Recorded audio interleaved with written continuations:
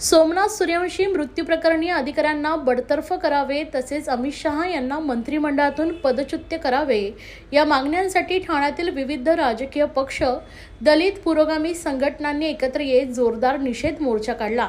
या मोर्चात हजारो लोक सहभागी झाले होते।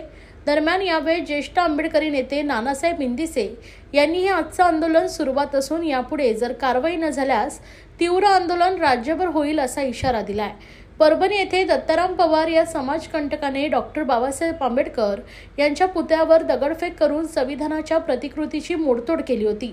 त्या निषेधार्थ सुरू असलेल्या आंदोलनाचं चित्रीकरण करणाऱ्या सोमनाथ सूर्यवंशी या तरुणास अटक करून बेदम मारहाण करण्यात आली, त्यामध्ये त्याचा मृत्यू झालाय।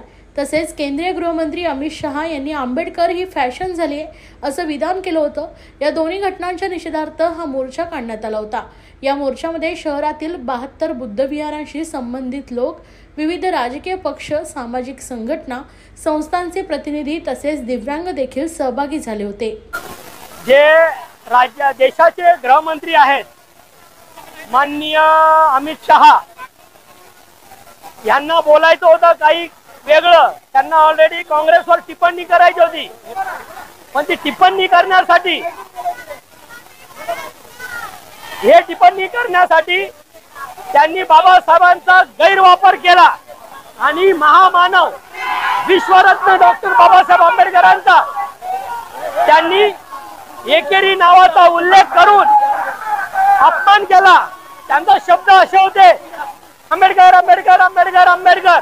पण अमित शहाना हेच माहिती नाही, याच महामानव डॉक्टर बाबासाहेब आंबेडकरांमुळे एक तडीपार केंद्रामध्ये गृहमंत्री होतो, याच महामानवाच्या संविधानामुळे एक चहा विकणारा प्रधानमंत्री होतो, याच महामानवच्या संविधान लिहिल्यामुळे काही गुन्हेगार आज मंत्री आहेत। म्हणजे एवढी ताकद या संविधानामध्ये आहे। तारखेने आम्ही हे मोर्चा काढलेला आहे।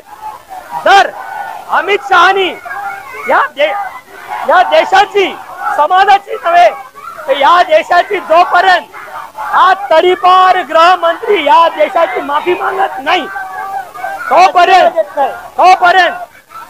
हे आंदोलन असंच चालू राहणार। त्यांनी जर माननीय प्रधानमंत्री जर समजदार असतील तर त्यांनी अमित शहाचा राजीनामा घेतला पाहिजे, तरच आम्हाला वाटेल की तुम्ही बाबासाहेबांचा मान ठेवता। नाहीतर असं आहे, पूर्वी जो वेळ होता की आम्हाला फक्त दाखवायचं आणि पाठवून मारायचं, तो काय पुन्हा तुम्ही आणण्याचा प्रयत्न करतायत, पण आता आम्ही ते सहन करणार नाही। अमित शहा राजीनामा द्या आणि माफी मागा, याच्यासाठी आम्ही शांततेप्रियाने ठाणे जिल्हाधिकारी मोर्चा कार्यालयावर मोर्चा काढलेला आहे। आम्ही निवेदन देणार आहोत आणि जोपर्यंत माफी मागत नाही हे आंदोलन चालू राहणार। अमित शहाने राज्यसभेमध्ये जो काही बाबासाहेबांचा अपमान केलेला आहे, तो अपमान आम्ही आंबेडकरी चळवळीचे कुठलाही कार्यकर्ता, शिवाय जो संविधानाला मानणारा भारताचा नागरिक आहे, अमित शहाला माफ करणार नाही। अमित शहा राजीनामा दिलाच पाहिजे। अमित शहा सारखा निगरगट्ट एक तडीपार जो देशाच्या सर्वोच्च सभागृहात चुकीचं स्टेटमेंट करतो, त्या सभागृहातील सगळ्यांनी अमित शहाचा राजीनामा दिला पाहिजे। मोदींनी अमित शहाचा राजीनामा घेतला पाहिजे, कारण तोपर्यंत ही आंबेडकरी जनता, जोपर्यंत संविधान मानणारी जनता स्वतः बसणार नाही। आणि ह्या सगळ्या गोष्टीचा विचार करता की कुठल्याही परिस्थितीत जो काय विषय आहे लोकसभेमध्ये, राज्यसभेमध्ये, उच्च सभागृहामध्ये जे स्टेटमेंट करतात ते चुकीचं आणि बेकायदेशीर आहे। ज्या संविधानामुळे तुम्ही शपथ घेतली त्या संविधान कर्त्याचा अपमान करण्याचा जो प्रयत्न केला तो चुकीचा आणि घृणास्पद आहे, निषेधार्थ आहे। आम्ही ह्या गोष्टीचा निषेध करतो, पण त्यांनी राजीनामा द्यावा ही आमची प्रामुख्याने मागणी आहे। ही जर मागणी, त्याचबरोबर सूर्यवंशीवर ज्यांनी हल्ला करताना ज्यांनी प्रयत्न केला, आदेश दिले, त्या आदेशाचा पण ताबडतोब राजीनामा दिला पाहिजे। तो देशाचा गृहमंत्री असो की राज्याचा गृहमंत्री असो, त्यांनी दिलाच पाहिजे, राजीनामा दिलाच पाहिजे। राजीनामा दिल्याशिवाय आंबेडकरी जनता स्वस्त बसणार नाही। जो एसपीने आदेश दिला त्याचं निलंबन केलं पाहिजे. त्याच्या निलंबनाशिवाय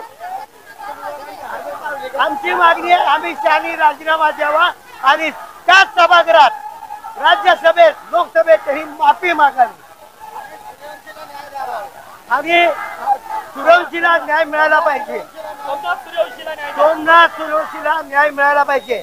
त्यातला जो त्याच्यावरती अमानुष हल्ला केलाय तो गुन्हा दाखल, त्याच्या ज्यांनी जो 302 गुन्हा दाखल केलाय त्याच्यावरती कारवाई झाली पाहिजे. ज्यांनी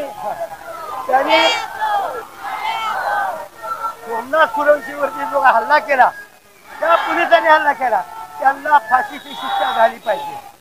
त्याला जे कोणी त्याचा आदेश दिला त्या आदेशाचं इम्प्लिमेंट केलं, त्या आदेश देणाऱ्या अधिकाऱ्याला निलंबित करावं. आणि जर का त्याचा राज्याचे गृहमंत्री जर आदेश देत असतील तर राज्याच्या गृहमंत्र्यांनी पण राजीनामा दिला पाहिजे. ही आमची प्रामुख्याने मागणी आहे.